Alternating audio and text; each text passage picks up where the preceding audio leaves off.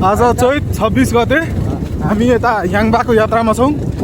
यहाँ उसो चाहिँ लागेको छ अझैसम्म पनि। यस्तो छ अनि हामीले यो सन्दकपुरको याङमा भन्ने ठाउँमा छौँ अहिले।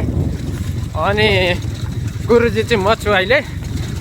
अनि पछाडि गुरु हुनुहुन्छ। बाइक पानी नि पर्न सुरु भइसक्यो, चिसो नि हुँदैछ, रमाइलो छ होइन। यस्तै छ यो पानी ल अब चाहिँ बस्नै पर्छ कतै। अब याङमा बसाइ होला जस्तो छ। आज यसो चिरिप्प भाले खाएर बस्नु पर्ला जस्तो छ। लोकल भाले सन्दकपुरको अनि लोकल जडीबुटीहरूको बनेको विभिन्न चियाहरू पनि पाउँछ यहाँ चाहिँ। यस्तै उस्तै होला जस्तो छ आज। र वर्षाका क्रममा हामी हिँडिरहेछौँ। वर्षा अत्याधिक ठुलो छ, मौसमविदले पनि भन्नुभएकै हो। सूचना प्राप्त भएर पनि हामी यो कन्डिसनमा छौँ अहिले चाहिँ। अब कहाँ गएर बस्ने टुङ्गो छैन, घर कहीँ भेटिँदैन यो ठाउँमा। घर त छैन, कतै रोड मात्र। लु आयो आयो, यहाँ रोक्नुपर्छ।